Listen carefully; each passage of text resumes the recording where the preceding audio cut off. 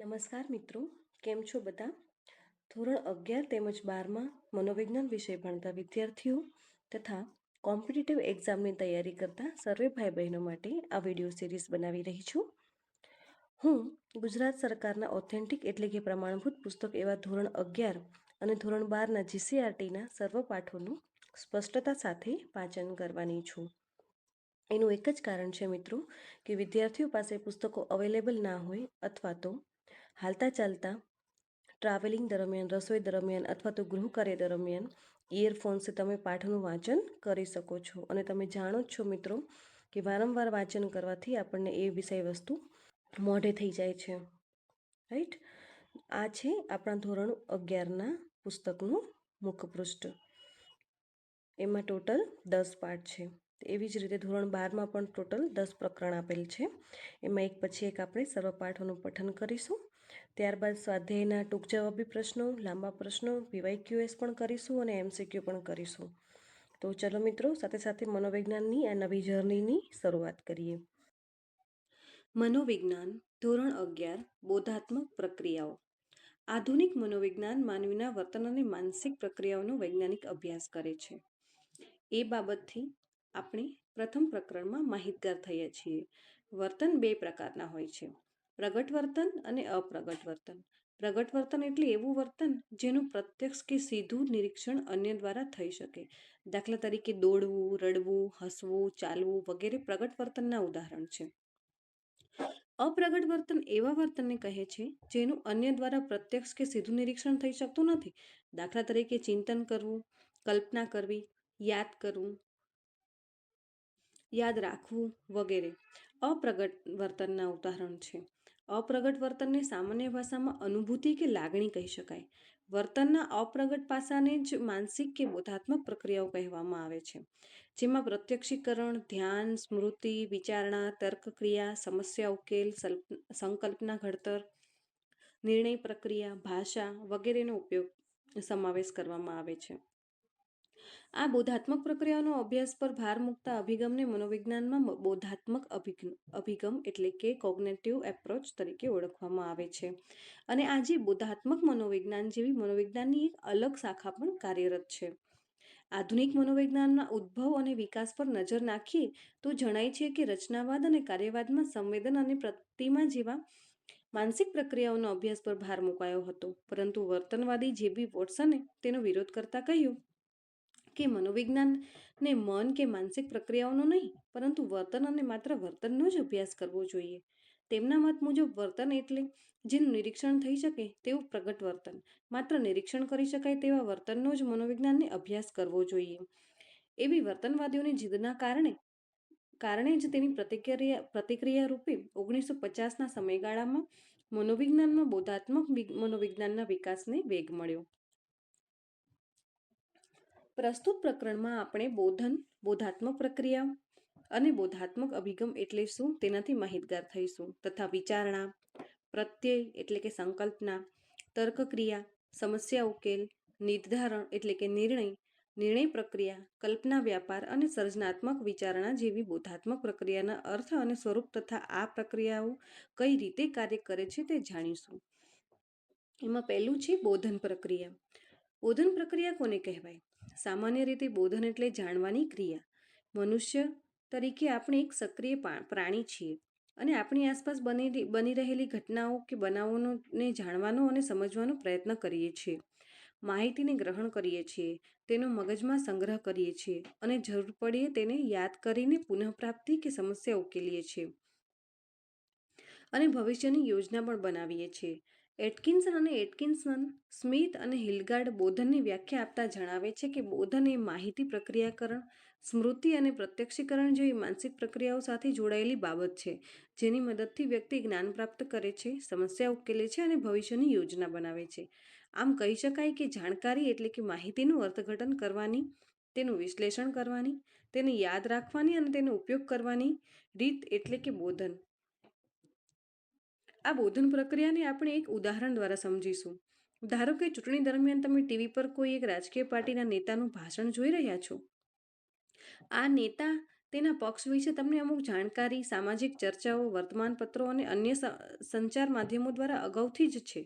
તે પક્ષના અનેક કાર્યકર્તાઓ અને નેતાઓના કાર્યથી તમે અમુક હદ સુધી પરિચિત પણ છો. તે પક્ષની અનેક નીતિઓ અને તમે સૈદ્ધાંતિક રીતે સહમત પણ છો. પરંતુ તે પક્ષના કેટલાક ટોચના નેતાઓના અમુક કાર્યો તમને પસંદ નથી. ભાષણમાં નેતા રાષ્ટ્ર નિર્માણ અને રાષ્ટ્ર વિકાસના હિતમાં તેમની પાર્ટીને મત આપવા માટે અપીલ કરી રહ્યા છે. હવે પ્રશ્ન એ થાય કે શું આ પક્ષને તમે મત આપવાનું પસંદ કરશો? આ નિર્ણય માટે જરૂરી છે તમે અગાઉથી પ્રાપ્ત માહિતીનું અને ભાષણ દરમિયાન પ્રાપ્ત માહિતીનું પ્રક્રિયાકરણ એટલે કે પ્રોસેસિંગ કરીને તેને એકીકૃત એટલે કે ઇન્ટિગ્રેટેડ કરશો અને ત્યારબાદ જ તમે કોઈ નિર્ણય કરો છો. Page number 50. હવે પ્રશ્ન એ થાય કે આ માહિતીનું પ્રક્રિયાકરણ એટલે શું? જ્ઞાનેન્દ્રિયો દ્વારા આપણને બાહ્ય જગતની જે માહિતી મળે છે તેને આપણે નિષ્ક્રિય રીતે સ્વીકારતા નથી, પરંતુ તેને અગાઉથી આપણી સ્મૃતિતંત્રમાં પડેલી માહિતી સાથે સરખાવીએ છીએ, તેનું વિશ્લેષણ કરીએ છીએ, તેમાં રૂપાંતર ફેરફાર કરીએ છીએ ને ત્યારબાદ કોઈ પણ નિર્ણય પર પહોંચીએ છીએ. આમ કોમ્પ્યુટરની જેમ એક નિશ્ચિત ક્રમમાં આપણે માહિતીનું પ્રોસેસિંગ કરીએ છીએ. બોધાત્મક પ્રક્રિયા એટલે શું? બોધાત્મક પ્રક્રિયા, જેને માનસિક પ્રક્રિયા પણ કહે છે, તે આપણી બધી જ ચેતન અને અચેતન માનસિક અવસ્થાઓ છે જેને જોઈ શકાતી નથી, પરંતુ વ્યક્તિના નિરીક્ષણ કરી શકાય તેવા વર્તન એટલે કે પ્રગટ વર્તનના આધારે તેના વિશે અનુમાન કરી શકાય છે. કસિન 1995 અને સેન્ટ્રોક 2005 વગેરે બોધાત્મક પ્રક્રિયાઓની વ્યાખ્યા આપતા લખે છે કે વિચારો, લાગણીઓ અને પ્રેરકો જેને આપણામાં દરેક અંગત રીતે અનુભવે છે પરંતુ તેને પ્રત્યક્ષ જોઈ શકાતા નથી, તેને બોધાત્મક પ્રક્રિયાઓ કહે છે. આમ કહી શકાય કે બોધાત્મક પ્રક્રિયાઓ કે જેમાં પ્રત્યક્ષીકરણ, સ્મૃતિ, વિચારણા, સંકલ્પના ઘડતર, સમસ્યા ઉકેલ, તર્કક્રિયા વગેરેનો સમાવેશ થાય છે. તે વ્યક્તિના અંગત અનુભવો છે અને તેને આપણે પ્રત્યક્ષ જોઈ શકતા નથી, પરંતુ વ્યક્તિના પ્રગટ વર્તનના આધારે તેના વિશે અનુમાન કરી શકીએ છીએ. હવે આપણે એક ઉદાહરણ પરથી વર્તન અને બોધાત્મક કે માનસિક પ્રક્રિયાઓ વચ્ચેના તફાવતને સમજીશું. ધારો કે યુવક ક્રિકેટ રમી રહ્યો છે, બાળક રડી રહ્યું છે અને કોલેજના વિદ્યાર્થીઓ બાઇક ચલાવી રહ્યા છે. આ ત્રણેય બાબતને આપણે પ્રત્યક્ષ જોઈ શકીએ છીએ. આથી તેને જે તે વ્યક્તિનું વર્તન કહી શકાય. હવે ધારો કે યુવક ક્રિકેટ રમવા જવાનું વિચારી રહ્યો છે. માતા પોતાના દૂર જતા બાળકને થતી દુઃખની લાગણી અને બાઇક સવારીના આનંદને યુવક યાદ કરી રહ્યો છે. આ ત્રણેય બોધાત્મક કે માનસિક પ્રક્રિયાના ઉદાહરણ થશે, કારણ કે તે શું વિચારી રહ્યા છે તે આપણે પ્રત્યક્ષ જોઈ શકતા નથી. બીજું છે માહિતી પ્રક્રિયાકરણનો અભિગમ. બોધાત્મક પ્રક્રિયાઓને સમજવા માટે માહિતી પ્રક્રિયાકરણનો અભિગમ એટલે કે ઇન્ફોર્મેશન પ્રોસેસિંગ એપ્રોચ એક અગત્યનો અભિગમ છે. આ અભિગમના ઉદ્ભવનો આધાર કમ્પ્યુટર મશીન છે. આ અભિગમ મુજબ મનુષ્ય એક કમ્પ્યુટરની જેમ જ વાતાવરણમાંથી જ્ઞાનેન્દ્રિયો દ્વારા માહિતીઓ મેળવે છે. ત્યારબાદ આ માહિતીનું એક અવસ્થામાંથી બીજી અવસ્થામાં પસાર થઈ એક ચોક્કસ ક્રમમાં પ્રોસેસિંગ થાય છે અને અંતમાં કોઈ નિર્ણય પર પહોંચીને અમુક ખાસ પ્રતિક્રિયા કરે છે. માહિતી પ્રક્રિયાકરણના આ અભિગમને કમ્પ્યુટર રૂપક એટલે કે કમ્પ્યુટર મેટાફોર તરીકે ઓળખવામાં આવે છે. આ અભિગમનું મોટાભાગે એક અમૂર્ત વિશ્લેષણના રૂપમાં વર્ણન કરવામાં આવે છે, કારણ કે આ અભિગમ મગજની ચેતાકીય ઘટનાઓ એટલે કે ન્યુરલ ઇવેન્ટ્સની સ્પષ્ટ સમજૂતી આપતો નથી.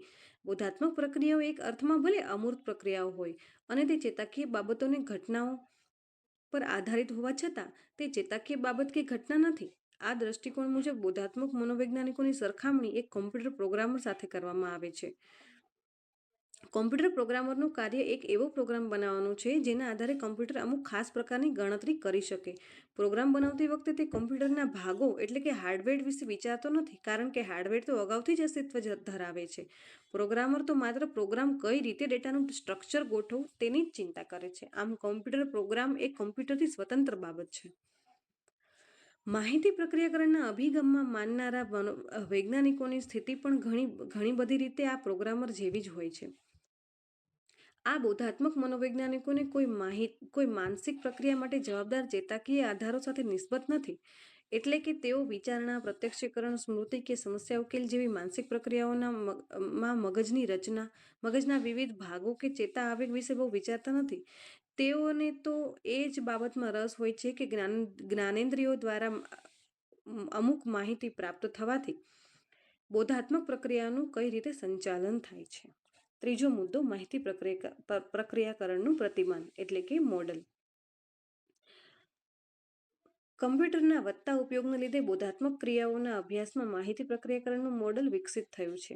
કમ્પ્યુટર વૈજ્ઞાનિકો મનોવિજ્ઞાનમાંથી અનેક મનોવૈજ્ઞાનિકો ફરીથી કોમ્પ્યુટર મનોવિજ્ઞાનમાંથી અનેક મનોવૈજ્ઞાનિકો કોમ્પ્યુટર વિજ્ઞાન પાસેથી ઘણું નવું શીખ્યા છે.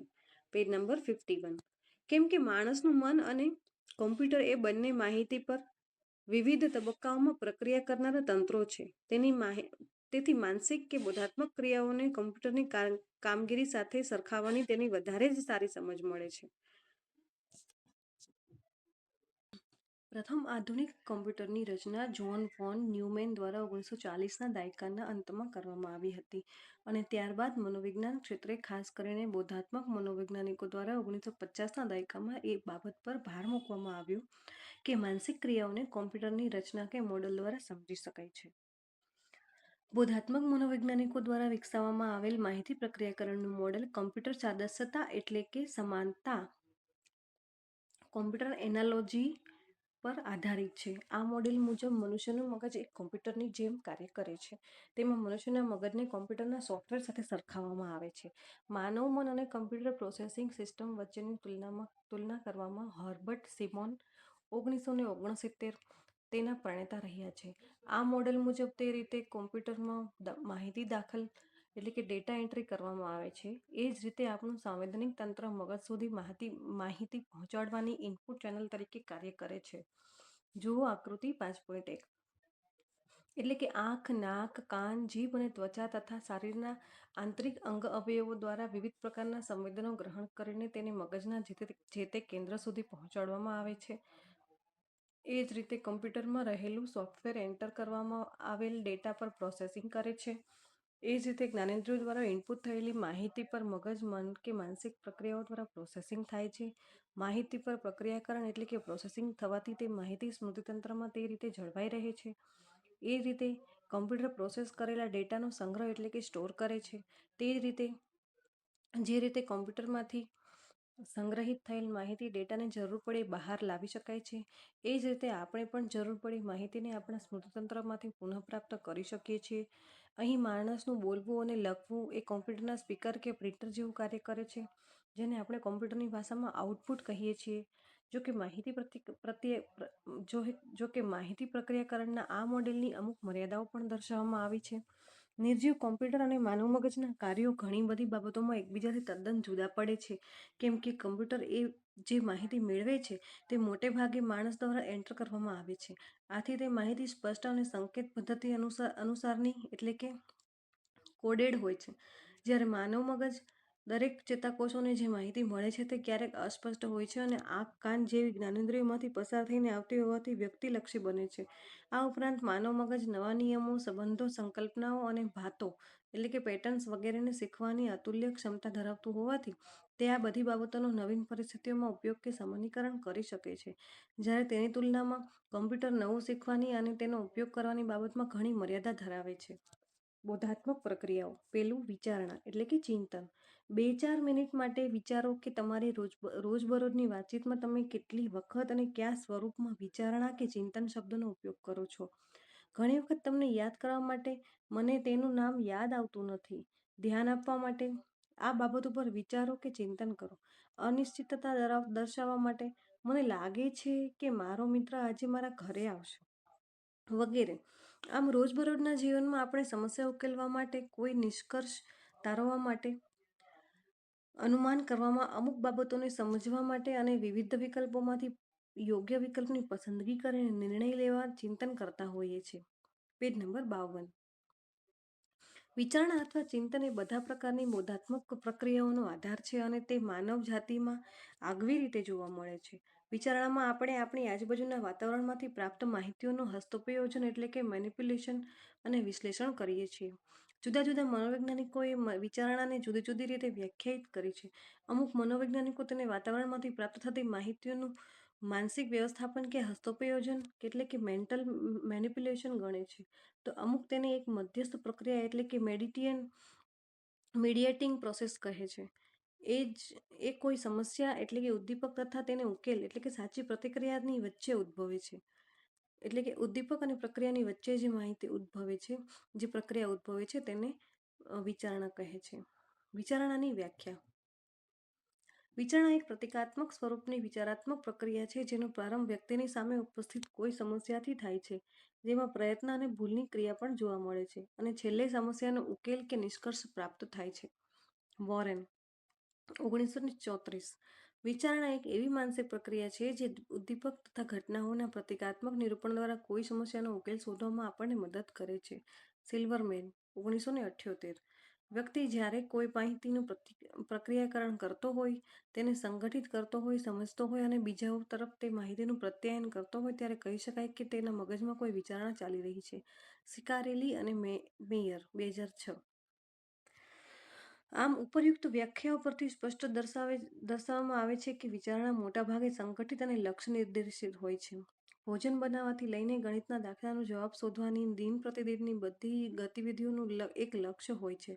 વળી આ વ્યાખ્યાઓ એ બાબતનો પણ નિર્દેશ કરે છે કે વિચારણા એક આંતરિક માનસિક પ્રક્રિયા છે જેનું અનુમાન બાહ્ય કે પ્રગટ વર્તન દ્વારા કરી શકાય છે. દાખલા તરીકે જ્યારે આપણે શતરંજના ખેલાડીને એક ચાલ ચાલતા પહેલા કેટલી મિનિટ સુધી વિચારમગ્ન અવસ્થામાં જોઈએ છીએ, ત્યારે આપણે એ નથી કહી શકતા કે તે શું વિચારી રહ્યો છે, પરંતુ જ્યારે તે આગળની ચાલ ચાલશે ત્યારે આપણે માત્ર અનુમાન કરી શકીએ છીએ કે તે શું વિચારી રહ્યો હતો અથવા કઈ યુક્તિ પ્રયુક્તિનું મનમાં મૂલ્યાંકન કરી રહ્યો હતો. ઉપરયુક્ત વ્યાખ્યાઓનું વિશ્લેષણ કરીએ તો આપણે વિચારણાના અમુક લક્ષણો તારવી શકીશું. વિચારણાના લક્ષણો. વિચારણાના લક્ષણોમાં પહેલું લક્ષણ છે વિચારણાની શરૂઆત કોઈને કોઈ સમસ્યાથી થાય છે. આપણી સમક્ષ કોઈ સમસ્યા આવે છે ત્યારે આપણે તે સમસ્યાના ઉકેલ માટે વિચારવાનું ચાલુ કરી દઈએ છીએ. દાખલા તરીકે સાંજે મિત્ર મારા ઘરે જમવા આવી રહ્યો છે અને મમ્મી ઘરે નથી તો નાસ્તાનું શું કરીશું? અહીં તમે વિવિધ વિકલ્પો વિચારશો. આ અગાઉ આવી સમસ્યા આવી હતી ત્યારે શું કરેલું? શું તે ઉપાય હાલમાં કામ આવી શકશે? કોઈ નવીન ઉપાય વિચારવો પડશે? વગેરે. લક્ષણ બીજું, વિચારણા એ પ્રતિકાત્મક સ્વરૂપની વિચારાત્મક પ્રક્રિયા છે. ખરેખર તો વિચારણામાં કેટલાય પ્રકારના વિચારો ઉત્પન્ન થાય છે અને આવા વિચારોની હારમાળા દ્વારા વિચારણાની પ્રક્રિયા આગળ વધતી રહે છે. મોટે ભાગે આ વિચારો પ્રતીકના રૂપમાં હોય છે, એટલે કે વસ્તુઓ આપણી સમક્ષ હાજર ન હોય ત્યારે ઘણીવાર તેની સંકલ્પના કે પ્રતીકો દ્વારા તેની વિચારણા કરીએ છીએ. દાખલા તરીકે મમ્મીની ગેરહાજરીમાં મિત્ર આવશે ત્યારે બહાર જઈને વડાપાઉં કે પિઝા ખાઈશું એમ વિચારો છો ત્યારે વડાપાઉંની માનસિક પ્રતિમા એટલે કે ઇમેજ તમારા મનમાં આવે છે. વળી વડાપાઉં વિશેનો તમારો ખ્યાલ એટલે કે સંકલ્પના પણ તમને વિચારવામાં મદદ કરે છે. ત્રીજું લક્ષણ છે વિચારણામાં પ્રયત્ન અને ભૂલની પ્રક્રિયા જોવા મળે છે. આપણે આગળ જોયું કે કોઈ સમસ્યાના ઉકેલ માટે વ્યક્તિ વિચાર કરે છે. માત્ર થોડું જ વિચારી લેવાથી સમસ્યાનો ઉકેલ મળતો નથી. તેના માટે વ્યક્તિ માનસિક કસરત કરે છે, કેટલાય વિકલ્પો વિચારે છે અને અનુમાનો કરે છે, જેને પ્રયત્ન કહીશું. આવા પ્રયત્નોમાં ભૂલો પણ થાય છે. આવા પ્રયત્ન અને ભૂલની પ્રક્રિયા બે પ્રકારની જોવા મળે છે, શારીરિક અને માનસિક. વિચાર કરતા હોઈએ ત્યારે હાથની આંગળીઓ હલાવવી, પગ ડોલાવવા, માથું ખંજવાળવું, નાકના ટેરવા પર આંગળી મૂકવી કે કપાળ પર હાથ મૂકવો તેનું શારીરિક કે પ્રગટ પ્રયત્ન અને ભૂલની પ્રક્રિયા કહી શકાય. વળી જ્યારે વ્યક્તિ કોઈ સમસ્યાના ઉકેલ વિશે વિચારે છે ત્યારે તેના મનમાં કેટલાય પ્રકારની બાબતો પ્રતીકના સ્વરૂપમાં આવતી રહે છે અને તેમાંથી જેને વ્યક્તિ અયોગ્ય સમજે છે તે બાબતો કે વિકલ્પોને તે પડતી મૂકે છે. આ રીતે વિવિધ સંભવિત ઉકેલોની મદદથી સમસ્યાને ઉકેલવાનો પ્રયત્ન કરવો અને અયોગ્ય બાબતોને એક પછી એક પડતી મૂકી જવી એ માનસિક પ્રયત્ન અને ભૂલની પ્રક્રિયા કહી શકાય. ચોથું લક્ષણ છે વિચારણા મોટાભાગે સંગઠિત અને લક્ષ્ય નિર્દેશિત હોય છે.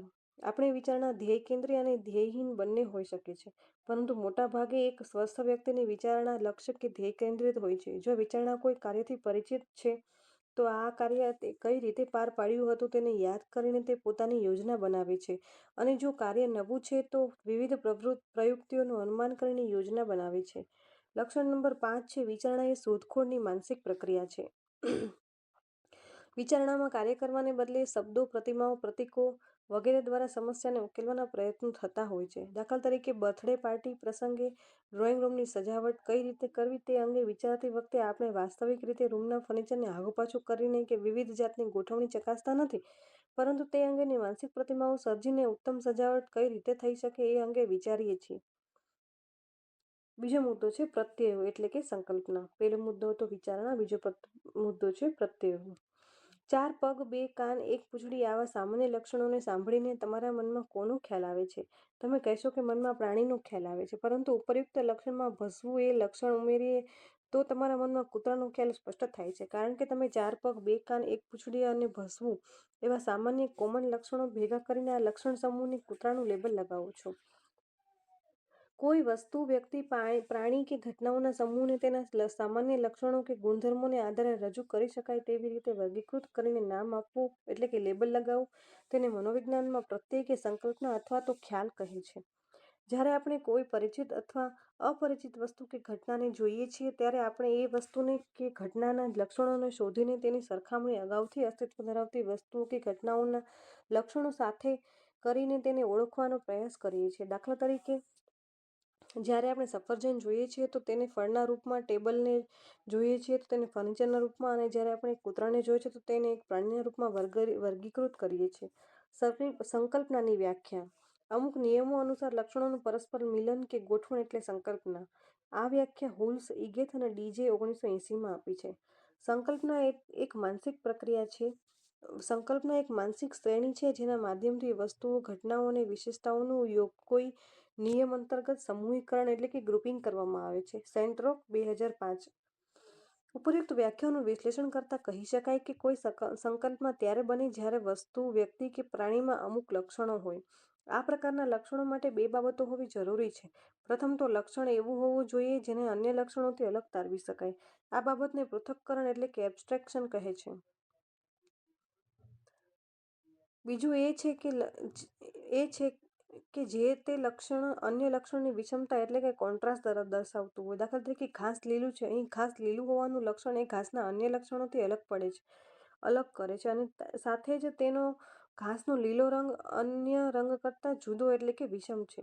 સંકલ્પનાનો બોધ થવા માટે લક્ષણ ઉપરાંત એ પણ જરૂરી છે કે અમુક નિયમો દ્વારા આવા લક્ષણો પરસ્પર સંબંધિત એટલે કે જોડાયેલા હોય.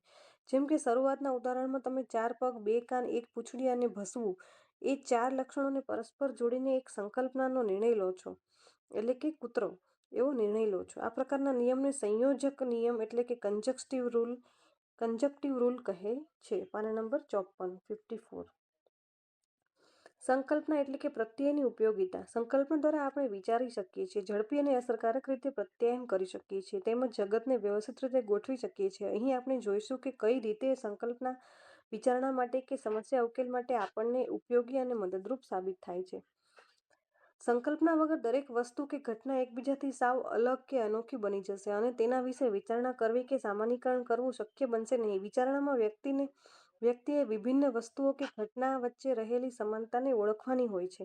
આવી સમાનતાને કારણે આપણે વસ્તુને એકબીજા સાથે સંબંધિત કરીએ છીએ કે જોડીએ છીએ. દાખલા તરીકે, ઝાડા ઉલટીના દર્દીને ડૉક્ટર કહે છે કે પ્રવાહી પદાર્થ ખોરાકમાં વધુ લેજો.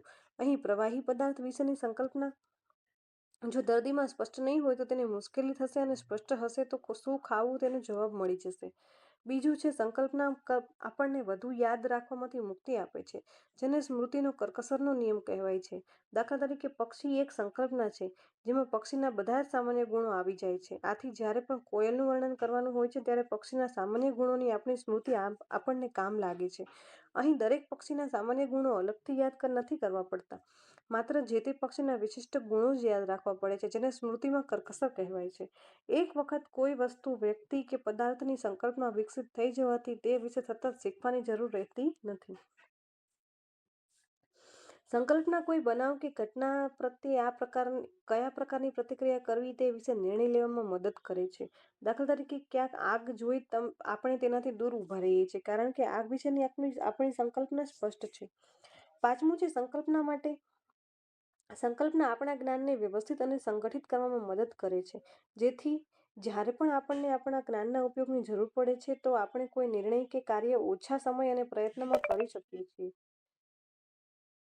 દાખલા તરીકે, જો તમે તમારા પુસ્તકો, નોટબુક, પેન્સિલ, લંચ બોક્સ, ઓળખપત્ર, સાયકલની ચાવી વગેરે વ્યવસ્થિત અને નક્કી કરેલા સ્થાને રોજ મૂકતા હશો તો શાળાએ જતી વખતે એ વસ્તુઓ તમને જલ્દી મળી આવશે.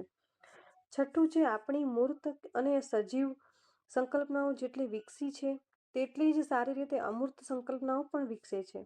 પ્રેમ, સૌંદર્ય, ન્યાય, પ્રામાણિકતા, નૈતિકતા વગેરે અમૂર્ત સંકલ્પના છે. તેમજ આવી સંકલ્પનાઓના વિકાસને પરિણામે કોઈ વ્યક્તિના આવા પાસાઓ વિશે વિચારી શકીએ છીએ તેમજ વ્યક્તિની સાચી ઓળખ કરી શકીએ છીએ. ત્રીજો મુદ્દો છે તર્કક્રિયા. પહેલો હતો વિચારણા, બીજો હતો સંકલ્પના અને ત્રીજો મુદ્દો છે તર્કક્રિયા. તર્કક્રિયા એ એવી પ્રકારની વાસ્તવિક વિચારણા કે ચિંતન છે. તર્કક્રિયાના માધ્યમથી વ્યક્તિ પોતાની વિચારણાને ક્રમબદ્ધ એટલે કે સિસ્ટમેટિક કરે છે તથા તર્ક વિતર્કના આધારે કોઈ પણ નિષ્કર્ષ પર પહોંચે છે. રેબરના મત મુજબ સામાન્ય અર્થમાં તર્કક્રિયા એક પ્રકારની તાર્કિક, લોજિકલ અને સુસંગત એટલે કે કોહેરન્ટ વિચારણા છે. વિશિષ્ટ અર્થમાં તર્કક્રિયા એક પ્રકારનું સમસ્યા ઉકેલ વર્તન છે જ્યાં યોગ્ય રીતે રચાયેલ ઉત્કલ્પનાની ક્રમબદ્ધ રીતે ચકાસણી કરવામાં આવે છે અને ઉકેલ તાર્કિક રીતે તારવવામાં આવે છે. દાખલા તરીકે, પરીક્ષાના દિવસોમાં તમે રાત્રે વાંચી રહ્યા છો, અચાનક તમારા રૂમનો લેમ્પ કે ટ્યુબલાઇટ બંધ થઈ જાય. હવે તમારી સમક્ષ બે સમસ્યા ઊભી થાય છે. પ્રથમ તો એ કે લેમ્પ કે ટ્યુબલાઇટ બંધ કેમ થઈ, અને બીજી એ કે કઈ રીતે તેને ચાલુ કરી શકાય જેથી વાંચવાનું આગળ વધે. તમે તમારા મનમાં કેટલાય તર્ક કરશો અને વિચારશો કે લાઇટ ચાલી ગઈ છે, પરંતુ તમારા પડોશીને તે લાઇટ ચાલુ છે. આથી તમે મેઇન સ્વિચ પાસેનો ફ્યુઝ ઉડી ગયો હશે એવું અનુમાન કરો છો, પરંતુ તમારા ઘરમાં અન્ય રૂમમાં તો લાઇટ છે એવું તમને લાગે છે ત્યારે તમે તમારા લેમ્પનું હોલ્ડર કે સ્વિચ બગડી હશે, ટ્યુબલાઇટના સ્ટાર્ટરમાં કંઈક ખરાબી ઊભી થઈ હશે એવું નિષ્કર્ષ પર પહોંચો છો. આમ તમે ક્રમબદ્ધ રીતે તર્ક કરીને એક ખાસ નિષ્કર્ષ પર પહોંચો છો. તર્કક્રિયાના બે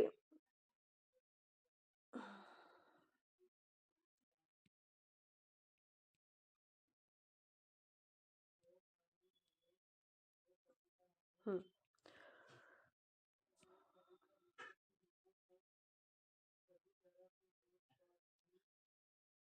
નિગમનલક્ષી અને વ્યાપ્તિલક્ષી તર્કક્રિયા, ડિડક્ટિવ અને ઇન્ડક્ટિવ રિઝનિંગ.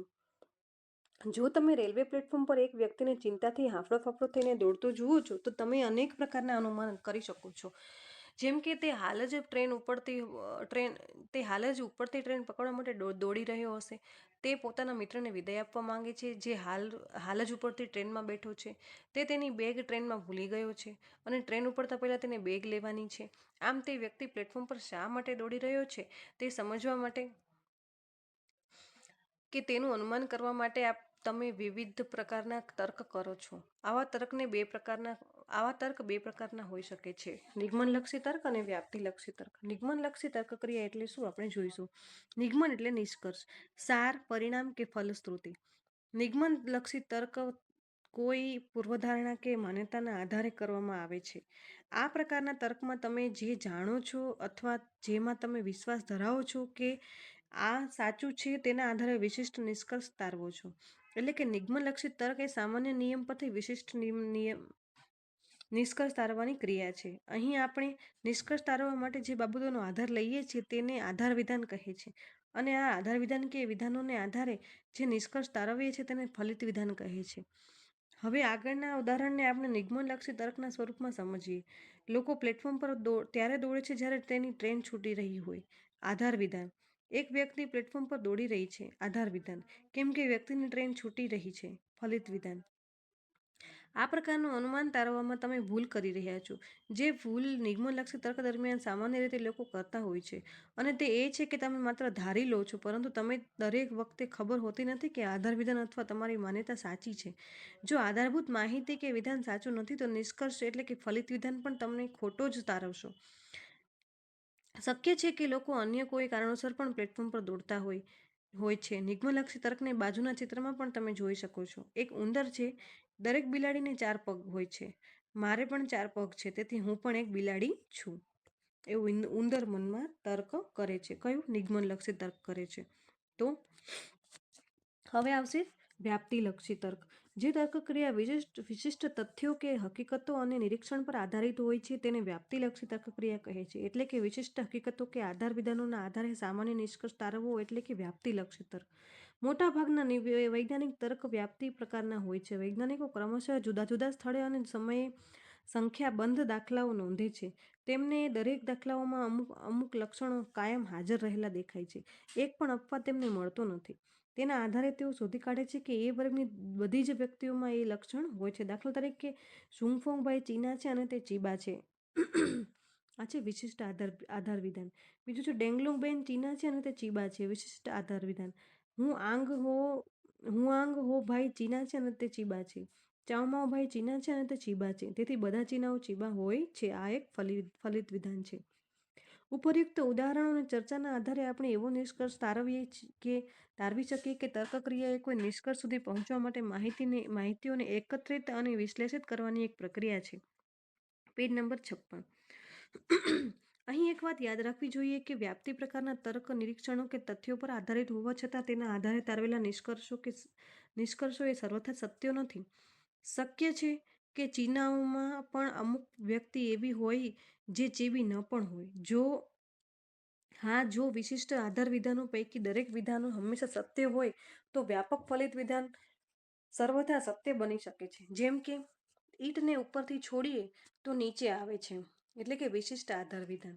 પથ્થરને ઉપરથી છોડીએ તો નીચે આવે છે, એટલે કે વિશિષ્ટ આધાર વિધાન. લખોટીને ઉપરથી છોડીએ તો નીચે આવે છે, એટલે કે વિશિષ્ટ આધાર વિધાન. મોબાઈલને ઉપરથી છોડીએ તો નીચે આવે છે, એટલે કે વિશિષ્ટ આધાર વિધાન.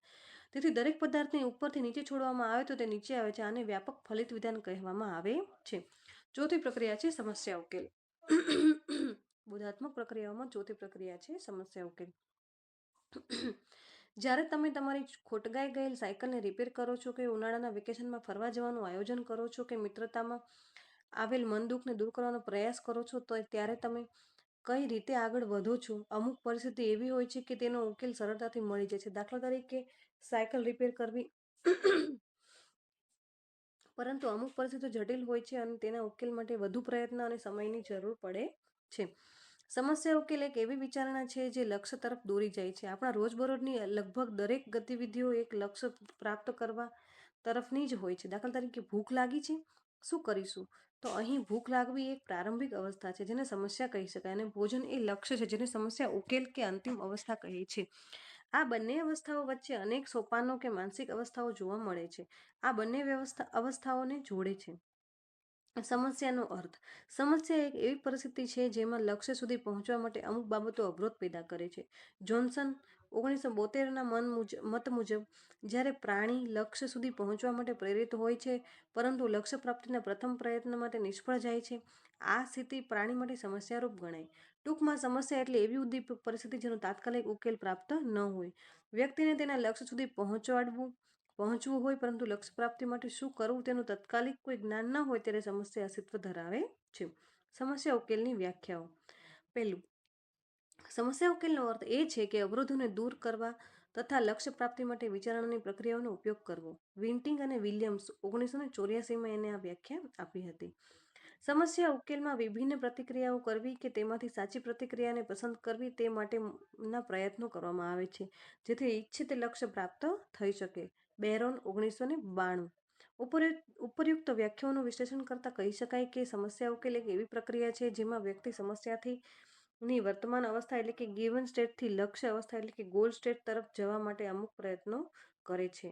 સમસ્યા ઉકેલના સોપાનો. જ્યારે આપણી સમક્ષ કોઈ સમસ્યા ઊભી થાય છે ત્યારે આપણે વિવિધ માનસિક અવસ્થાઓ અને કાર્યોમાંથી પસાર થઈએ છીએ. શરૂઆતથી લઈને અંત સુધી આપણે 7 પ્રકારની માનસિક પ્રક્રિયાઓ કરીએ છીએ જેને સમસ્યા ઉકેલના સોપાનો કહે છે. અહીં આપણે કોષ્ટક 1માં આપેલ ઉદાહરણોથી આ 7 તબક્કાઓને સમજવાનો પ્રયત્ન કરીશું. ધારો કે તમારે શિક્ષક દિન નિમિત્તે એક નાટકનું આયોજન કરવાનું છે, તો આ સમસ્યાનો ઉકેલ તેના અનુક્રમ પ્રમાણે હોઈ શકે છે.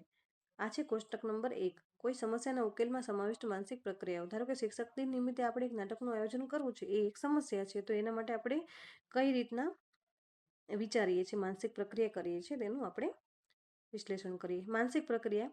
પેલી વસ્તુ છે સમસ્યાને ઓળખવી. તો કે શિક્ષણ દિનને હવે એક જ અઠવાડિયું બાકી રહ્યું છે અને તમને એક નાટકનું આયોજન કરવાનું કામ સોંપવામાં આવ્યું છે. બીજું છે સમસ્યા નિરૂપણ કે વર્ણન. નાટકના આયોજન માટે યોગ્ય કથાનક એટલે કે થીમ શોધવું, કલાકારોને શોધવું, નાણાંની વ્યવસ્થા કરવી વગેરે. ત્રીજું છે ઉકેલની યોજના બનાવવી, પેટા લક્ષ્ય નક્કી કરવા. એક નાટક માટે ઉપલબ્ધ વિભિન્ન કથાનકોનું સર્વેક્ષણ અને શોધ કરવી અને અન્ય શિક્ષકો તથા મિત્રો પાસેથી માર્ગદર્શન લેવું. ખર્ચ, નાટકનો સમયગાળો, પ્રસંગને અનુરૂપ કથાનક વગેરે વિશે વિચારીને નાટક નક્કી કરવું. ચોથું છે દરેક ઉકેલોનું મૂલ્યાંકન. નાટક વિશે જરૂરી દરેક માહિતીઓ એકત્ર કરી નાટકની પ્રેક્ટિસ ચાલુ કરવી. યોગ્ય ઉકેલને પસંદ કરી તે દિશામાં અમલીકરણ કરવું. આ છે પાંચમો મુદ્દો, એટલે કે સર્વોત્તમ નાટકની વજવણી માટે વિવિધ વિકલ્પોની સરખામણી અને ચકાસણી કરવી. છઠ્ઠો મુદ્દો છે પરિણામોનું મૂલ્યાંકન. જો નાટકના વખાણ થાય તો ભવિષ્યમાં પણ આ પ્રકારની સમસ્યા માટે વ્યક્તિ આવી જ યોજનાઓ અનુસરશે. સાતમું છે સમસ્યા અને ઉકેલ વિશે પુનઃવિચાર કરે તેનું પુનઃ અર્થઘટન કે સમજૂતી. નાટકની વજવણી બાદ ભવિષ્યમાં હજી વધુ સારા નાટકના આયોજન માટે વિચારવામાં આવે. હવે છે સમસ્યા ઉકેલની વ્યૂહરચનાઓ, એટલે કે સમસ્યા ઉકેલની રીતો. સમસ્યા ઉકેલની રીતો એટલે કે વ્યૂહરચનાઓ. જીવનમાં આપણે મુખ્યત્વે બે પ્રકારની સમસ્યાઓનો સામનો કરવો પડે છે, ગાણિતિક અને વ્યવહારિક. ગાણિતિકને આપણે ક્રમબદ્ધ પણ કહી શકીએ છીએ. દાખલા તરીકે ₹5,000નું વાર્ષિક 12% લેખે સાદું વ્યાજ કેટલું થાય? અહીં તમે ગણિતના સૂત્રો, નિયમો કે ક્રમબદ્ધ ગણતરી કરીને એકદમ સાચો ઉકેલ મેળવી શકો છો. તેને ગાણિતિક સ્વરૂપની સમસ્યા કહેવાય. પરંતુ ₹5,000 વ્યાજે લેવા છે તો કોની પાસેથી લઈશું? અહીં કોઈ ચોક્કસ નિયમ નથી જે સર્વને લાગુ પડે. તમે તમારા પૂર્વ અનુભવના આધારે કયા પ્રકારની સમસ્યા ઉકેલવા માટે કોઈ નિયમ કે વ્યૂહરચના વિચારશો, જેમ કે બેંક, નાણાં ધીરનાર વ્યક્તિ કે સગા મિત્રો વગેરે. જીવનના મોટાભાગની સમસ્યાઓ વ્યવહારિક સ્વરૂપની વધુ અને ગાણિતિક સ્વરૂપની ઓછી હોય છે, અથવા તો બંનેનું મિશ્રણ હોય છે. જ્યારે વ્યક્તિ પદ્ધતિસર, યોજનાબદ્ધ, નિયમાનુસાર અને ગાણિતિક અને વૈજ્ઞાનિક સૂત્રોનો ઉપયોગ કરીને સમસ્યાનો ઉકેલ મેળવવાનો પ્રયાસ કરે છે, ત્યારે કહી શકાય કે અલ્ગોરિધમ વ્યૂહરચનાઓ અપનાવી રહી છે. પરંતુ જ્યારે વ્યક્તિ તેના પૂર્વજ્ઞાનના આધારે અગાઉ સફળતાઓ મળી હોય તેવી અનૌપચારિક રીતો અપનાવે છે, ત્યારે કહી શકાય કે હ્યુરિસ્ટિક વ્યૂહરચનાઓ અપનાઈ રહી છે. આ ઉપરાંત એક બીજી વ્યૂહરચના પણ છે જેને આપણે સમસ્યા અવકાશ એટલે કે પ્રોબ્લેમ સ્પેસ કહે છે. ત્રણેયનું ટૂંકમાં વર્ણન આ પ્રમાણે છે. પહેલી છે અલ્ગોરિધમ પદ્ધતિ. આ એક એવી વ્યૂહરચના એટલે કે મેથડ એટલે કે પદ્ધતિ છે કે તે તરત જ કે થોડા સમય બાદ કોઈ સમસ્યાના ઉકેલની ખાતરી આપે છે. અલ્ગોરિધમના સમય તો થોડો અવશ્ય લાગે છે, પરંતુ સમસ્યાનો ઉકેલ ચોક્કસ મળે છે. ગુણાકાર, સરવાળા, ભાગાકાર, બાદબાકી કે કોઈ ગાણિતિક સૂત્ર અલ્ગોરિધમના જ ઉદાહરણ છે. દાખલા તરીકે તમે તમારા મિત્રનો મકાન નંબર ખબર નથી, પરંતુ માત્ર સોસાયટીનું નામ જ ખબર છે, ત્યારે તમે ક્રમિક રીતે એક પછી એક શેરી અને તેના મકાનોમાં તપાસ કરો છો, તો તમને ક્રમબદ્ધ રીતે આગળ વધી રહ્યા છો તેમ કહી શકાય.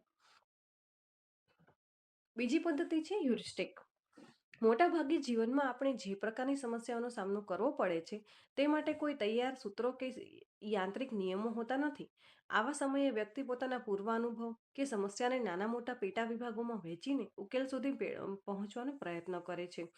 આવી રીતો વ્યક્તિને સમસ્યાના ઉકેલની આસપાસ જરૂર લઈ જાય છે, પરંતુ ઉકેલની કોઈ ખાતરી આપતી નથી.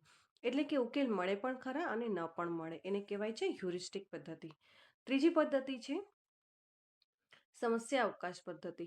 જ્યારે વ્યક્તિના જીવનમાં કોઈ સમસ્યા આવે ત્યારે તે પોતાના મનમાં તે સમસ્યાનું એક પ્રત્યક્ષ પ્રતિનિધિ દ્રશ્ય રચે છે.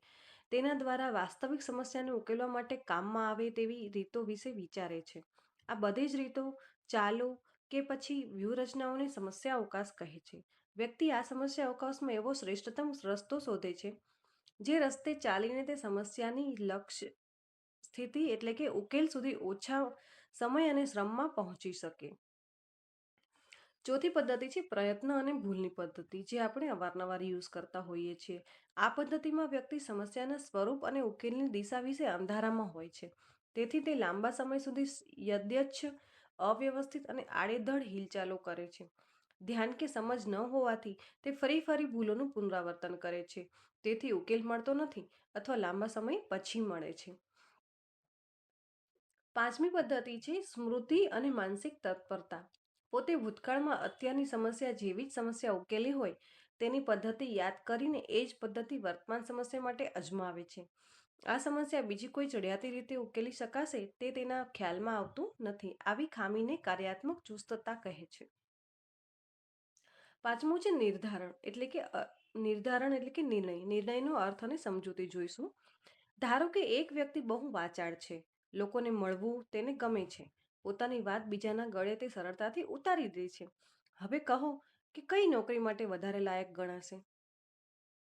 જો તમે એમ કહેશો કે સેલ્સમેનની નોકરી માટે સૌથી વધુ યોગ્ય ગણાય, તો તમે એક નિપુણ સેલ્સમેનના લક્ષણો સાથે આ વ્યક્તિની સરખામણી કરીને નિર્ણય લીધો છે એમ કહી શકાય. નિર્ણય લેવામાં આપણે આપણા જ્ઞાન અને ઉપલબ્ધ પુરાવાઓને આધારે નિષ્કર્ષ તારવીએ છીએ, ધારણા કરીએ છીએ, ઘટનાઓ અને વસ્તુઓનું મૂલ્યાંકન કરીએ છીએ. મિશ્ર, બ્રુટા કે ત્રિપાઠી નિર્ધારણ કે નિર્ણયનો અર્થ આપતા જણાવે છે કે નિર્ધારણ એટલે પ્રાપ્ય માહિતીને આધારે વસ્તુઓ, લોકો, પરિસ્થિતિઓ કે ઘટનાઓ વિશે અભિપ્રાયો બાંધવાની, નિષ્કર્ષો તારવવાની કે સમીક્ષાત્મક મૂલ્યાંકનો કરવાની ક્રિયા. ઘણી વખત નિર્ણયો વ્યક્તિના ચેતન પ્રયત્નો વગર સ્વયંસંચાલિત એટલે કે ઓટોમેટિક અને ટેવવશ લેવાતા હોય છે. દાખલા તરીકે સ્કૂટર ચલાવતી વખતે ટ્રાફિકની લાલ લાઇટ પર આપણે બ્રેક મારવી. પરંતુ ઘણા નિર્ણયો એવા પણ હોય છે કે જેમાં આપણું પૂર્વજ્ઞાન અને અનુભવ, વ્યક્તિગત રસ અને પસંદગી અગત્યનો ભાગ ભજવે છે, જેમ કે કોઈ નવલકથા કે કવિતાનું મૂલ્યાંકન કરવું. આમ આપણા નિર્ણયો આપણી માન્યતાઓ અને મનોવલણથી સ્વતંત્ર હોતા નથી.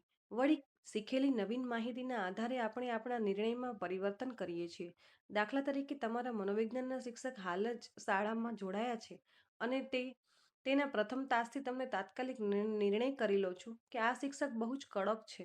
પરંતુ ત્યારબાદ જેમ જેમ તાસ લેવાનો આગળ વધે છે તેમ તેમ શિક્ષક વર્ગખંડમાં વિદ્યાર્થી સાથે ઓતપ્રોત થઈ જાય છે અને હવે તમે તે શિક્ષકનું મૂલ્યાંકન એક મળતાવળા કે વિદ્યાર્થી પ્રિય શિક્ષક તરીકે કરશો. પાંચમું છે નિર્ણય પ્રક્રિયા એટલે કે ડિસિઝન મેકિંગ. બહુ જ ઇમ્પોર્ટન્ટ ટોપિક છે જે આપણે લાઈફમાં હંમેશા કરવું પડતું હોય છે. રોજિંદા જીવનની ઘણી બધી સમસ્યાઓ એવી છે જેનો ઉકેલ મેળવવામાં નિર્ણય પ્રક્રિયાની જરૂરિયાત રહે છે. જેમ કે લગ્ન કે પાર્ટીમાં જવા માટે કયા કપડાં પહેરવા, રાત્રે ભોજનમાં શું ખાઈશું, મિત્ર સાથે કયું પિક્ચર જોવા જઈશું વગેરે. આ બધા પ્રશ્નોનો ઉત્તર એક વિકલ્પોમાંથી કોઈ એક વિકલ્પને પસંદ કરવામાં રહેલો છે. આમ નિર્ણય પ્રક્રિયા આપણે અનેક વિકલ્પોમાંથી એક શ્રેષ્ઠ વિકલ્પને તેના વ્યક્તિગત મહત્વને ધ્યાનમાં રાખીને પસંદ કરીએ છીએ. હવે નિર્ણય પ્રક્રિયાની વ્યાખ્યા જોઈશું. તો નિર્ણય પ્રક્રિયા એક પ્રકારની સમસ્યા ઉકેલની પ્રક્રિયા છે જેમાં આપણી સમક્ષ કેટલાક વિકલ્પો હોય છે અને તેમાંથી આપણે કોઈ એકને પસંદ કરવો પડે છે. મોર્ગન તથા અન્ય 1986માં વ્યાખ્યા આપેલ છે.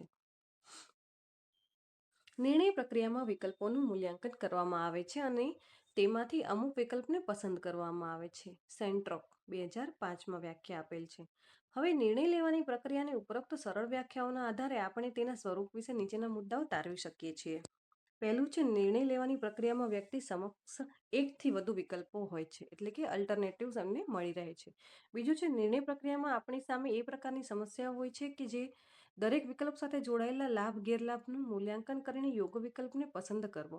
દાખલા તરીકે ધોરણ 11માં કયા પ્રવાહમાં જવું, વિજ્ઞાન પ્રવાહ કે સામાન્ય પ્રવાહ. સામાન્ય પ્રવાહમાં પણ આર્ટ્સ કે કોમર્સમાંથી કયા વિષયો લેવા. ત્રીજું છે નિર્ણય પ્રક્રિયા અન્ય પ્રકારના સમસ્યા ઉકેલ કરતાં ભિન્ન છે. નિર્ણય પ્રક્રિયામાં આપણી સમક્ષ અગાઉથી જ વિભિન્ન ઉકેલ કે વિકલ્પો ઉપલબ્ધ હોય છે અને તેમાંથી યોગ્ય કે શ્રેષ્ઠની પસંદગી કરવાની હોય છે. દાખલા તરીકે બેડમિન્ટનના એક સારા ખેલાડી સમક્ષ એવી સમસ્યા હોઈ શકે કે વાર્ષિક પરીક્ષાના નજીકના દિવસોમાં જ ગોઠવાયેલ રાજ્ય કક્ષાની સ્પર્ધામાં ભાગ લેવો કે પરીક્ષાની તૈયારી કરવી. આ પરિસ્થિતિમાં તે તમામ સંભવિત પરિણામોનું મૂલ્યાંકન કરીને કોઈ નિર્ણય લે છે. બીજો છે નિર્ણય પ્રક્રિયામાં વ્યક્તિગત ભિન્નતાની પણ અસર જોવા મળે છે કારણ કે દરેક વ્યક્તિની પસંદગી, નાપસંદગી, રસ, રુચિ કે પ્રાથમિકતાનો અલગ અલગ હોય છે. આથી એક સરખી સમસ્યામાં બે વ્યક્તિના નિર્ણયો અલગ અલગ હોઈ શકે છે. વાસ્તવિક જીવનની પરિસ્થિતિઓ એવી હોય છે કે તેમાં ઘણી વખત દરેક પરિસ્થિતિનું ઊંડાણપૂર્વકનું અને પૂર્ણ રૂપનું મૂલ્યાંકન હંમેશા શક્ય હોતું નથી અને તાત્કાલિક કોઈ નિર્ણય લેવો પડે છે. દાખલા તરીકે ઇમરજન્સીમાં આપણને દર્દીને તાત્કાલિક નજીકની હોસ્પિટલમાં દાખલ કરવો પડે છે. નિર્ણય પ્રક્રિયાના કોઈ એવા સ્પષ્ટ નિયમો ન હોઈ શકે કે જે વ્યક્તિને માર્ગદર્શન આપી શકે કે કયો નિર્ણય શ્રેષ્ઠ રહેશે કારણ કે સમસ્યાનું સ્વરૂપ, તાત્કાલિક પરિસ્થિતિ અને વ્યક્તિની ખાસિયતોને આધારે વ્યક્તિ કોઈ પણ નિર્ણય કરતો હોય છે. છઠ્ઠું છે કલ્પના વ્યાપાર એટલે કે ઇમેજિનેશન. વિચારણા, તર્ક, નિર્ધારણ કે બોધાત્મક વ્યાપારોમાં આપણે જ્ઞાનેન્દ્રિયો વડે દુનિયાની વાસ્તવિકતા વિશે મળેલી શું છે એવી માહિતીનો સીધો ઉપયોગ કરીએ છીએ. પણ બીજી એવી પણ બોધાત્મક પ્રક્રિયા છે જેમાં શું હોઈ શકે, ભવિષ્યમાં શું બની શકે અથવા તો શું બનાવી શકાય એ પણ એની પણ વાત હોય છે. કલ્પના આવી શક્યતા દર્શાવનારી અને નવા સર્જનને મદદ કરનારી બોધાત્મક ક્રિયા છે. હવે આપણે કલ્પના વ્યાપારનું વ્યાખ્યા જોઈશું. કલ્પના એટલે સાંવેદનિક માહિતીની સીધી મદદ લીધા વિના વસ્તુઓ કે ઘટનાઓને મનમાં સર્જવાની બોધાત્મક ક્રિયા. કલ્પનાના બે સ્વરૂપ હોય છે, એક વાસ્તવિક અને એક ઈચ્છાપૂર્વક. વાસ્તવિક કલ્પના એટલે નવા પદાર્થો, નવી પરિસ્થિતિઓ કે નવી ઘટનાઓનું ભવિષ્ય માટે યોજનાના રૂપમાં મનમાં સર્જન કરવું. ઈચ્છાપૂર્વક ઘટના એટલે આત્મકેન્દ્રી અને ઈચ્છાપૂર્વક ખ્યાલોને પ્રભુત્વવાળા તરંગો કરવા. કલ્પનાનું સ્વરૂપ. આ વ્યાખ્યાઓ તેમજ પૂરક માહિતીના આધારે કહી શકાય કે કલ્પના એક બોધાત્મક ક્રિયા છે. કલ્પના કરવામાં જ્ઞાનેન્દ્રિયો વડે મળેલી સંવેદનો રૂપી માહિતીનો સીધો ઉપયોગ કરવામાં આવતો નથી. કલ્પના કરતી વખતે આપણે ભૂતકાળમાં થયેલા જુદા જુદા અનુભવોના તત્વોને છૂટા પાડીએ છીએ, પછી તે તત્વોને જરૂર પ્રમાણે જુદી જુદી રીતે જોડી દઈએ છીએ. દાખલા તરીકે માણસનો ખ્યાલ ઘોડાનો ખ્યાલ જોડી દઈને કિન્નર એટલે કે ઉપલો અડધો ભાગ ઘોડાનો અને નીચલો ભાગ માણસનો હોય એવું કાલ્પનિક પ્રાણીની કલ્પના રચીએ છીએ. એ જ રીતે નૃસિંહ એટલે ઉપરથી સિંહ અને નીચેથી માણસ. કલ્પના કરતી વખતે મનમાં દ્રશ્યો, અવાજો વગેરેની પ્રતિમાઓ રચાય છે. કલ્પના એક સર્જનાત્મક પ્રક્રિયા છે. એમાં આપણે મનમાં કંઈક નવું બનાવીએ છીએ. દાખલા તરીકે ઘરના બાંધકામ વિશેની કલ્પના સ્થપતિ એટલે કે આર્કિટેક્ટ કરે છે. સંગીતકાર મનમાં સ્વરોને ગોઠવીને નવી ધૂન બનાવે છે. નવલકથા લખતા પહેલા લેખક એમાં ઊભા થનારા પ્રસંગોની કલ્પના કરે છે. ડિઝાઇન એન્જિનિયર નવા યંત્ર કે વાહનની વિગતો વિશે કલ્પના કરે છે. કેટલીક કલ્પનાઓ વસ્તુઓ, વ્યક્તિઓ, સ્થળો, પરિસ્થિતિઓ કે બનાવો વિશેની હોય છે. તેથી એવી કલ્પના કરતી વખતે સ્થળ, કાળ કે પરિસ્થિતિના બંધનોને વધતે ઓછે અંશે ધ્યાનમાં લેવા પડે છે. દાખલા તરીકે પરીક્ષા કે ઇન્ટરવ્યૂ આપતા પહેલા તેમાં શું આવશે, શું પૂછાશે અને આપણે કઈ રીતે તેનો જવાબ આપીશું તેની વાસ્તવિક કલ્પના કરવી પડે. હવે કલ્પનાવર્ધક ઘટકો કયા છે? તો નાની ઉંમરે વધારે કલ્પનાઓ સ્ફુરે છે, વય વધતા તે ઘટે છે, પણ ભૂતકાળના અનુભવોની સ્મૃતિની મદદ લેવાથી કલ્પનાઓમાં વૈવિધ્ય અને અસરકારકતા આવે છે. તાલીમ અને કેળવણી પણ કલ્પનાના વિકાસને મદદ કરે છે. સ્પષ્ટ ધ્યેય અને તીવ્ર પ્રેરણા કલ્પનાના ઉદ્ભવને પ્રેરે છે. સવારનો કે રાતનો સમય, વિક્ષેપો વિનાનું વાતાવરણ, મન પર કામનો કે ચિંતાનો બોજો ઓછો હોય અને રાહત અનુભવાતી હોય ત્યારે કલ્પનાઓની સંખ્યા અને ગુણવત્તામાં વધારો થાય છે. સાતમું છે સર્જનાત્મક વિચારણા. ક્યારેક તમને એ જાણવાની ઉત્સુકતા જરૂર થતી હશે કે કઈ રીતે કોઈ વ્યક્તિ સૌ પ્રથમ જમીનમાં જ બીજ વાવીને ખેતી કરવી, પૈડું બનાવવું, ગુફાઓની દિવાલોને ચિત્રથી સજાવવી વગેરે વિચાર્યું હશે. રોજબરોજના કાર્યો કરવાની જૂની રીતથી સંતોષ ન થવાથી આવી વ્યક્તિઓએ અમુક મૌલિક વસ્તુઓ વિશે વિચાર્યું હશે. એવા અસંખ્ય લોકો છે જેની સર્જનાત્મકતાએ આધુનિક વૈજ્ઞાનિક અને ટેકનોલોજીકલ પ્રગતિને જન્મ આપ્યો, જેનો લાભ અને આનંદ આપણે સૌ ઉઠાવી રહ્યા છીએ. સંગીત, ચિત્રકલા, સાહિત્ય અને અન્ય કલાઓ, રમત ગમત વગેરેના અનેક રૂપ આપણને જે આનંદ અને ખુશી આપે છે તે બધા જ સર્જનાત્મક વિચારણાની પેદાશ છે. સર્જનાત્મક વિચારણાની સૌથી યોગ્ય અને વિસ્તૃત વ્યાખ્યા ડ્રેવડો એટલે કે 1956 દ્વારા આપવામાં આવેલી હતી. તેમના મત મુજબ સર્જનાત્મક વિચારણા અથવા સર્જનાત્મકતા એ કોઈ વ્યક્તિ કે એવી ક્ષમતાને કહી શકાય જેનાથી તે વ્યક્તિ અસ્તિત્વમાં ન હોય તેવી નવીન ચીજો, રચનાઓ કે વિચારોને જન્મ આપે છે. આ એક કાલ્પનિક ક્રિયા કે વિચારોનું સંશ્લેષણ હોઈ શકે છે. તેમાં પૂર્વ અનુભવોથી પ્રાપ્ત થયેલ માહિતીઓની એક નવી ભાત અને સંમિશ્રણ સામેલ હોઈ શકે છે. એ એક નિરાધાર સ્વપ્નચિત્ર એટલે કે આઈડિયલ ફેન્ટસી ન હોતા ઉદ્દેશ્યપૂર્ણ હોય છે. તે વૈજ્ઞાનિક, કલાત્મક કે સાહિત્યિક રચના રૂપમાં હોઈ શકે છે. અહીં એ ખાસ યાદ રાખવું જોઈએ કે એવું જરૂરી નથી કે સર્જનાત્મક વિચારણા હંમેશા વિશિષ્ટ કે ખાસ કાર્યોમાં જ દેખાઈ આવે. સર્જનાત્મક ચિંતક કે વિચારક બનવા માટે વ્યક્તિનું એક વૈજ્ઞાનિક કે કલાકાર હોવું જરૂરી નથી. દરેક વ્યક્તિમાં સર્જક બનવાની ક્ષમતા રહેલી હોય છે.